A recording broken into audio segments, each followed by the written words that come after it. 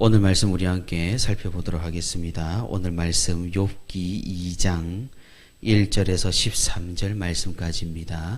제가 말씀을 봉독하도록 하겠습니다.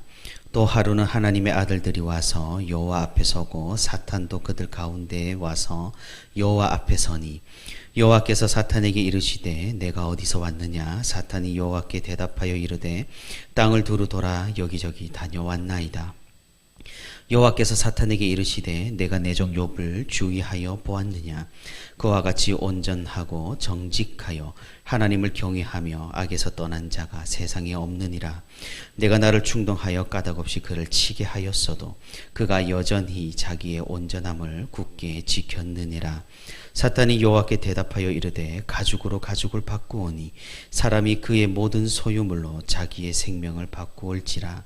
이제 주의 손을 펴서 그의 뼈와 살을 치소서. 그리하시면 틀림없이 주를 향하여 욕하지 않겠나이까. 여호와께서 사탄에게 이르시되 내가 그를 내 손에 맡기노라. 다만 그의 생명은 해하지 말지니라. 사탄이 이에 여호와 앞에서 물러가서 욥을 쳐서 그의 발바닥에서 정수리까지 종기가 나게 한지라. 욥이 제 가운데 앉아서 질그릇 조각을 가져다가 몸을 긁고 있더니 그의 아내가 그에게 이르되 당신이 그래도 자기의 온전함을 굳게 지키느냐? 하나님을 욕하고 죽으라. 그가 이르되 그대의 말이 한 어리석은 여자의 말 같도다. 우리가 하나님께 복을 받았은즉 화도 받지 아니하겠느냐 하고 이 모든 일에 욥이 입술로 범죄하지 아니하니라. 그때 욥의 친구 세 사람이 이 모든 재앙이 그에게 내렸다 함을 듣고 각각 자기 지역으로부터 이르렀으니 곧 대만 사람 엘리바스와 수아 사람 빌닷과 나아마 사람 소발이라. 그들이 욥을 위문하고 위로하려 하여 서로 약속하고 오더니 눈을 들어 멀리 보매 그가 욥인 줄 알기 어렵게 되었으므로 그들이 일제히 소리질러 울며 각각 자기의 겉옷을 찢고 하늘을 향하여 티끌을 날려 자기 머리에 뿌리고 밤낮 7일 동안 그와 함께 땅에 앉았으나 욥의 고통이 심함을 보므로 그에게 한마디도 말하는 자가 없었더라. 아멘. 네, 오늘도 이렇게 주님과 동행하기 위해 새벽 기도의 자리에 나온 우리 모든 성도 여러분 진심으로 환영하고 또 축복합니다. 우리 함께 말씀을 살피는 가운데 그리고 말씀을 통해 기도하는 가운데 하나님의 크신 은혜와 위로가 풍성히 있기를 주님의 이름으로 소망합니다. 하나님께서는 우리를 기뻐하시는 분이십니다. 하지만 우리는 흔히 하나님을 조금은 심판자라고만 생각하기가 쉽습니다.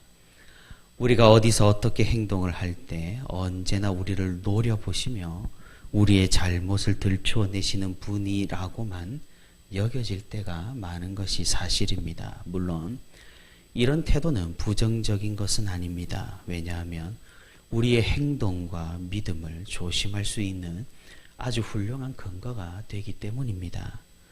하지만 하나님을 그런 심판만 하시는 하나님으로만 여기면 곤란하다라는 말이죠.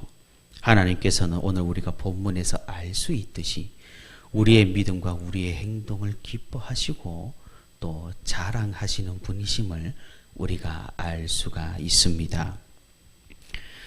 계속해서 살펴보고 있는 이 욥이란 인물은 하루아침에 자신이 가진 모든 것을 잃었습니다.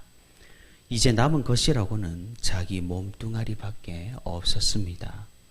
사단은 당연히 기가 막혔습니다. 왜냐하면 대부분의 사람들은 이 정도로도 그의 믿음이 전복되었기 때문입니다. 하지만 욥은 무언가 달랐던 것이죠.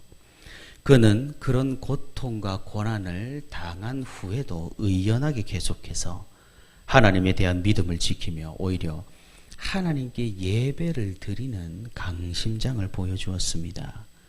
하나님께서는 그런 욥의 믿음을 기뻐하시며 사단의 어리석음을 질책하십니다. 하지만 이 사단이라는 존재는 이대로 포기하지 않았습니다. 하나님을 오히려 더 설득하고 나서는 걸 볼 수 있습니다. 오늘 본문 4절입니다. 가죽으로 가죽을 바꾸오니 사람이 그의 모든 소유물로 자기의 생명을 바꾸올지라. 이제 주의 손을 펴서 그의 뼈와 살을 치소서. 그리하시면 틀림없이 주를 향하여 욕하지 않겠나이까. 가죽으로 가죽을 바꾼다라는 이 표현이 무엇을 의미하는지 지금은 정확하게 알 수가 없습니다. 그만큼 오래된 수거적 표현 내지는 속담이기 때문입니다. 고대 이스라엘의 속담이기 때문입니다. 하지만 대략 그 뜻을 유추를 해본다면은 재산이나 자녀들보다, 사람이라면은 재산이나 자녀들보다 자신의 몸을 더욱 소중하게 여길 수밖에 없다라는 그런 의미의 속담일 것입니다. 그러니 사단은 욥이 재산과 자식들만 잃었기에 아직 하나님에 대한 믿음을 유지하는 것이지, 자신의 몸이 큰 고통을 당한다면 당장에 하나님을 버릴 것이라고 말하고 있는 것이죠. 하나님께서는 이런 상황에서 다시 한 번 더 욥을 신뢰하십니다. 욥의 믿음을 시험할 것을 허락을 하십니다. 다만 역시 제한을 걸어 두십니다. 욥의 생명을 끝까지 하나님께서는 지키시는 것이죠. 이제 욥은 더욱 큰 고통 가운데로 들어서게 됩니다. 발바닥에서부터 정수리까지 종기가 나서 너무나 간지럽고 물집이 터져 나가서 돌을 가져다가 몸을 긁어야 할 판이었습니다. 그 모습을 보고 있자니 아내도 견디지를 못합니다. 그런 욥에게 아내는 차라리 하나님을 욕하고 죽으라고 말을 합니다. 위대한 신앙의 입장에서, 신앙인의 입장에서 이 아내의 말은 대단히 위험한 발언이고 경솔한 발언일 겁니다.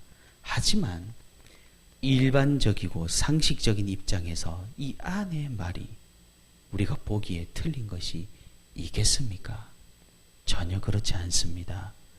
이런 수모와 고통을 당하는데도 욥이 여전히 하나님을 믿고 신뢰하니 누가 보아도 기가 찰 노릇입니다. 이런 욥에게 새 친구가 찾아왔습니다.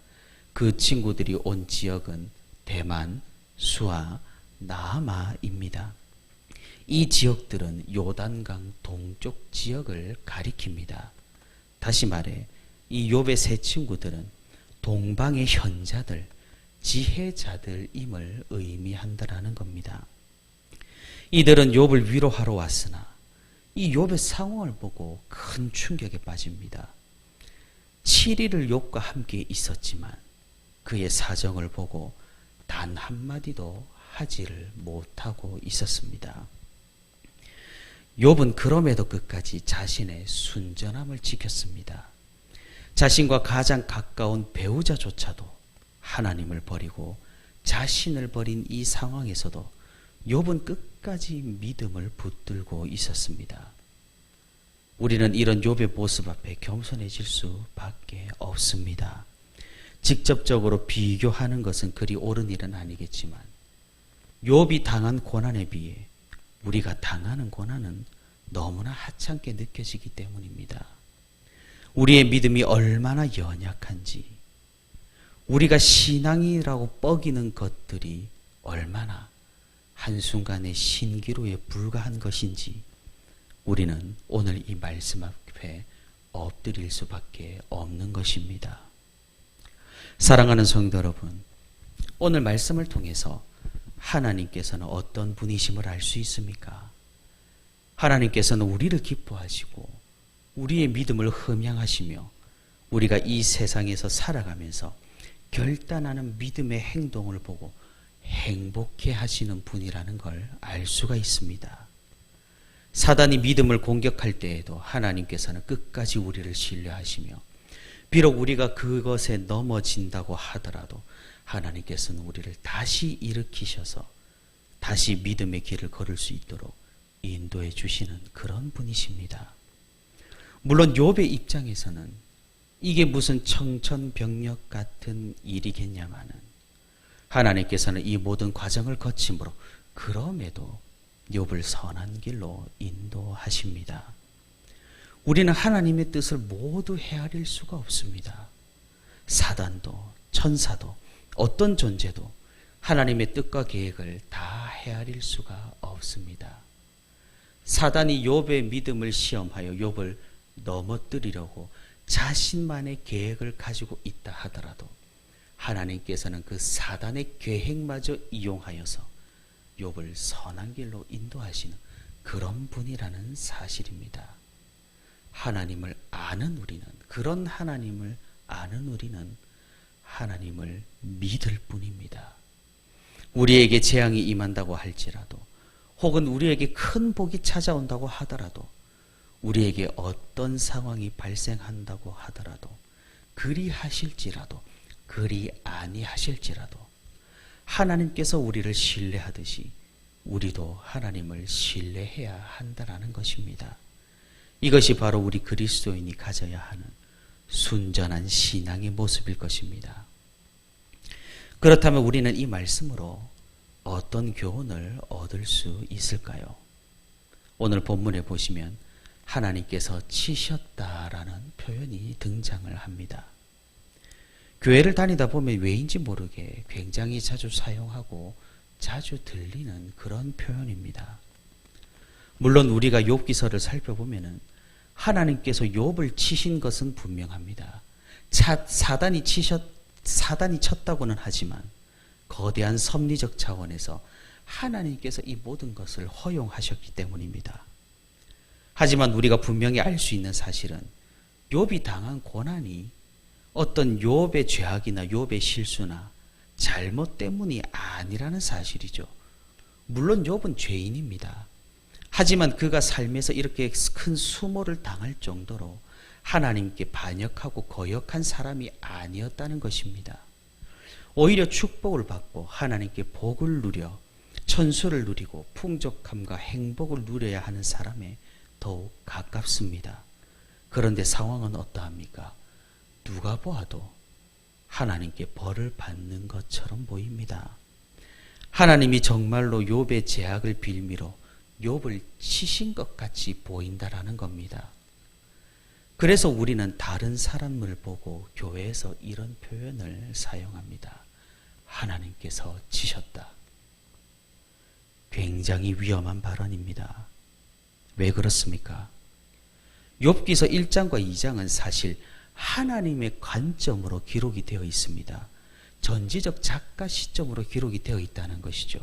다시 말해서 하늘에서 일어나는 일과 땅에서 일어나는 일, 어떤 일이 벌어지고 있는지 우리는 모두 알 수 있는 상황이라는 사실입니다.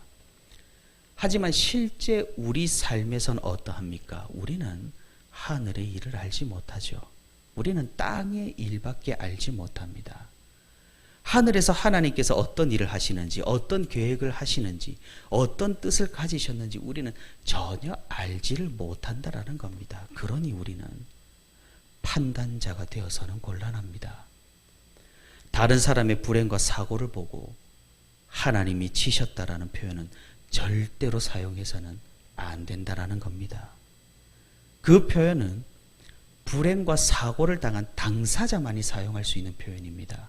자기를 돌아보고 자기 반성적인 고백으로만 할 수 있는 표현입니다.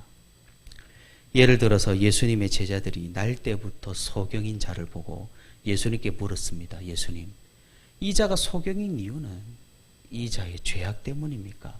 그 부모의 죄악 때문입니까? 조상의 죄악 때문입니까? 누구 때문입니까? 그러자 예수님께서는 대답하셨습니다. 하나님의 영광을 위하여 이 사람은 쓰임을 받고 있는 중이라고 말입니다.